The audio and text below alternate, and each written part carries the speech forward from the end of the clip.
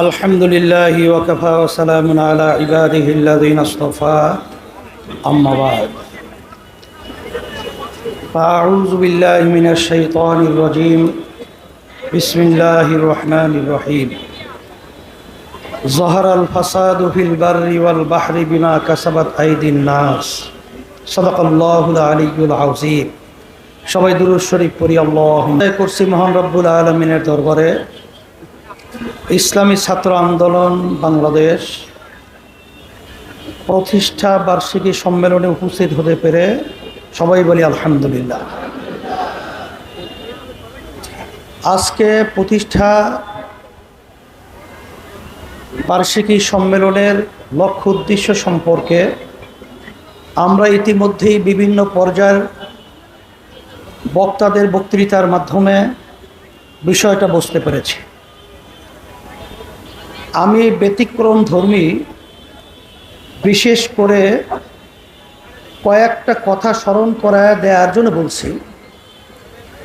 আমি আপনাদের সামনে যে আয়াত শরীফ তেলাওয়াত করেছি, আয়াতের মধ্যে আল্লাহ রাব্বুল আলামিন বলেছেন, স্থলও ভাগে পানিও ভাগে, যত বিপদ মুসিবত তোমাদের হাতের কামাই। আজকে বাংলাদেশের স্বাধীনতার বয়স 53 বছর চলছে। এই 53 বছরে যাদের মাধ্যমে দেশ চলছিল বর্তমানে চলছে, এখন বর্তমানে অন্তর্বর্তীকালীন সরকার তারা দেশ পরিচালনা করছে। এর আগে পর্যন্ত বলছি যে এদের মাধ্যমে আসলে আমাদের বাংলাদেশের মানুষ আমাদের যা চাওয়া পাওয়া ছিল, বাস্তবে আমরা তাদের মাধ্যমে কিছুই পাই না। বরঞ্চ আমরা পেয়েছি এই ছোট্ট একটা সুন্দর বাংলাদেশ তামাম দুনিয়ার মধ্যে একবার দুইবার নয়, 5 বার আরও বেশি কম দুর্নীতির দিক থেকে ফার্স্ট হয়েছে। আজকে আমরা বাংলাদেশে কি পেয়েছি নতুনভাবে আলোচনা করে আমি আবার সময় আপনাদের ওভাবে নষ্ট করতে চাই না। আমাদের সামনে পরিষ্কার, রাস্তায় নামলে খুন, আর অনেক সময় বাড়িতে থাকলেও গুম। রাস্তায় গুম, বাড়িতে খুন। বিভিন্ন পর্যায়ে এই 16-17 বছরে প্রায় 625 জনের মতো মানুষ গুম হয়েছে। খুনের তো আর কোনো শেষ নাই। আর এই বাংলাদেশের মধ্যে আজকে আমরা বারবার বলছি, স্বাধীনতা আবার দ্বিতীয়বার আমরা অর্জন করেছি। এখন অনেকে প্রশ্ন করতে পারেন যে আমরা তো 53 বছর আগে দেশ স্বাধীন করেছিলাম, আবার নতুনভাবে স্বাধীনতা কি? আসলে বাস্তবতা হলো এই যে আসলে আমরা স্বাধীন দেশে বসবাস করেছি ঠিক, কিন্তু আমরা বাংলাদেশের মানুষ স্বাধীন ছিলাম না। এখন আল্লাহর খাস মেহেরবানি, এখন আমরা স্বাধীনতা দেশে বাস করছি, স্বাধীনভাবে কথা বলতে পারছি।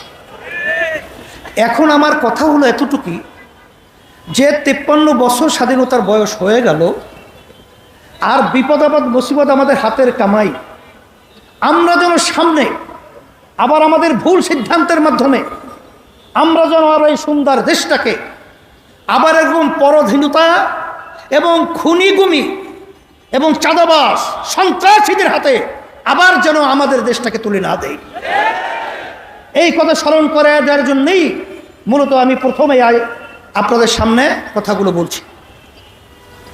আর সাথে সাথে আমি ছাত্র আন্দোলনকে বলবো যে আলহামদুলিল্লাহ, শুকরিয়া আদায় করছি যে তোমাদের কার্যক্রম যখন এই দেশ দ্বিতীয়বার 5ই আগস্ট স্বাধীন হলো, তখন বিভিন্ন রাজনৈতিক দলের সহযোগী সংগঠন ছাত্ররা বিভিন্ন পর্যায়ে আমরা দেখেছি, তখন তাদের নিজের স্বার্থের জন্যে তারা বিভিন্ন দেশকে সুন্দর পরিচালনা এবং শত শত হাজার মানুষ, অনেক মায়ের কোল খালি হলো, অনেক সন্তান বাপ হারা হলো, সন্তান হারা। মা যখন বলতেছিল কয়েকদিন পর্যন্ত আমার সন্তান আমাকে মা বলে ডাকছে না, সেই কথা ভুলে গিয়ে ওই স্বার্থান্বেষী মহল এই বাংলাদেশের বিভিন্ন পয়েন্টে চাঁদাবাজি, সন্ত্রাসী, জায়গা দখল, বিভিন্ন পর্যায়ে অশান্তি করে তুলে বাংলাদেশকে অস্থিতিশীল করার চেষ্টা করেছে। সে সময় আমি তোমাদেরকে ধন্যবাদ জানাই যে তখন তোমরা বাংলাদেশের সংখ্যালঘু এবং অন্য যারা নাকি বাংলাদেশে অন্যান্য ধর্মাবলম্বী রয়েছে তাদের মন্দির, তাদের গির্জা এবং তাদের জান মাল ইজ্জতের হেফাজতের জন্য তোমরা পাহারা দিয়েছ, তোমরা স্বতঃস্ফূর্ত তাদের পাশে থেকে তাদের জান মাল ইজ্জতের নিরাপত্তার দায়িত্ব পালন করেছ। শুধু তাই না, আমরা দেখেছি যখন বাংলাদেশ বিভিন্ন পর্যায়ে যখন প্রশাসন তাদের দায়িত্ব থেকে অনেকটা দেশ বিভিন্ন বিশৃঙ্খলায় সময় পার করছিল, তখন তোমরা রাস্তায় নেমেন, তখন তোমরা মানুষের যানজট নিরসনের জন্য তোমরা সেখানে ট্রাফিকের ভূমিকা পালন করেছ। আমরা দেখেছি যখন কোনো আহত ছেলেরা তারা কাতরাচ্ছে রাস্তায়, তখন তোমরা তাদের পাশে গিয়ে তাদের সহযোগিতায় কাজ করেছ।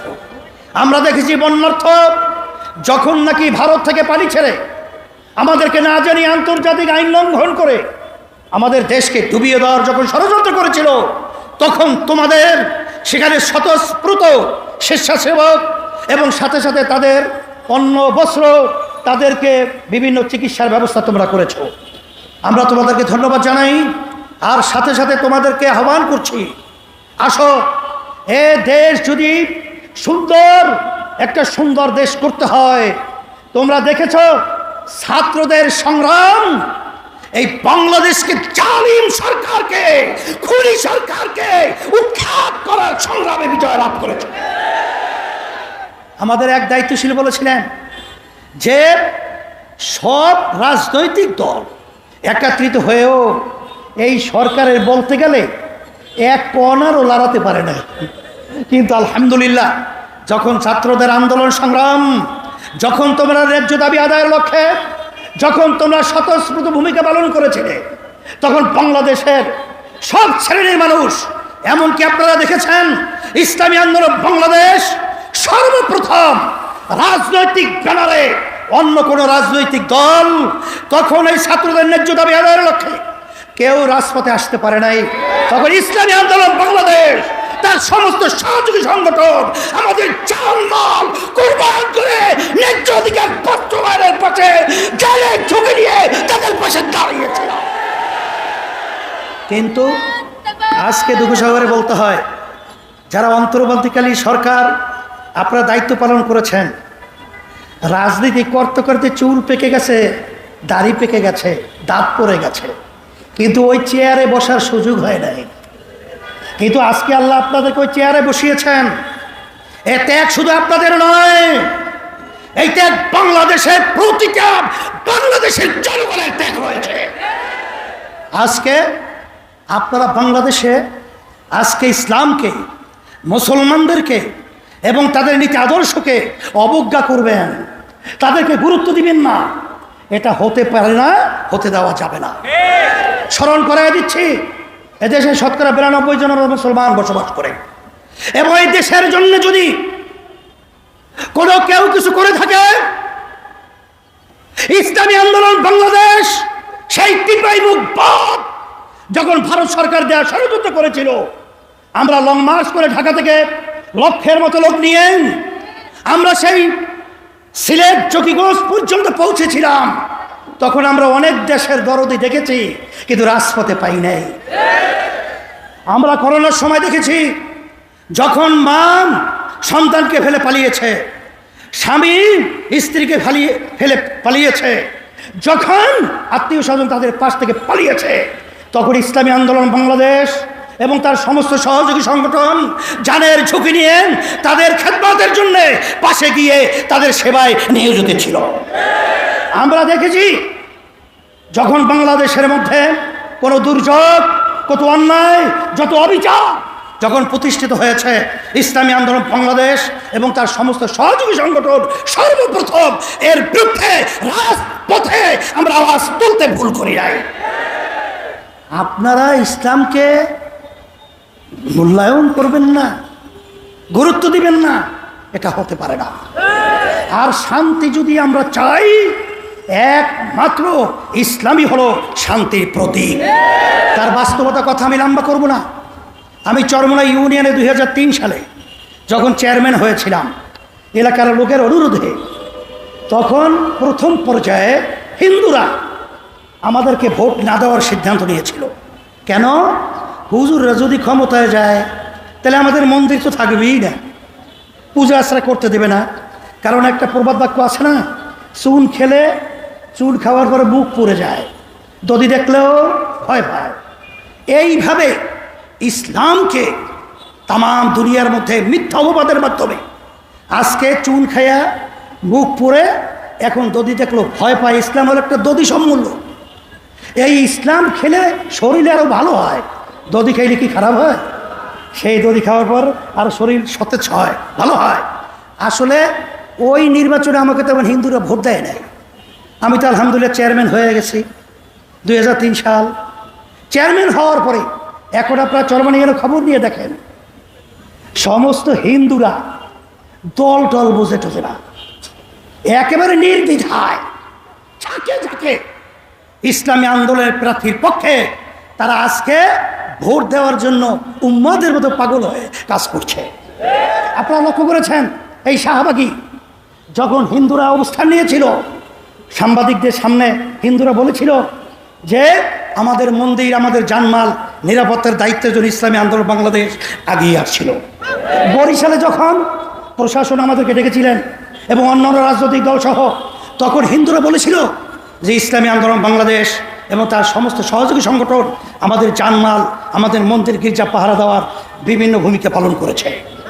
এই জন্য আমি সকলকে তার আহ্বান জানাবো, যদি দুনিয়াতে শান্তি চান, আখেরাতে মুক্তি চান, একমাত্র তার নীতি আদর্শ গ্যারান্টি শান্তি ইসলাম। আমি ছাত্রদেরকে বলবো, মাঠ উর্বর, তোমরা মাঠে ময়দানে আমার ছেলেদেরকে দাওয়াত করো, তাদেরকে এই শান্তির ছায়াতলে নিয়ে আসার বিভিন্ন প্রক্রিয়া হাতে নাও, কাজ করো। হরকতে বরকত আন্দোলনের নড়াচড়া আল্লাহ রাব্বুল আলামিন আমাদের সকলকে এই সম্মেলন এবং এই সম্মেলনের মাধ্যমে শান্তির ব্যবস্থা দুনিয়াতে, আখিরাতে মুক্তির ব্যবস্থা করে দে। আল্লাহুম্মা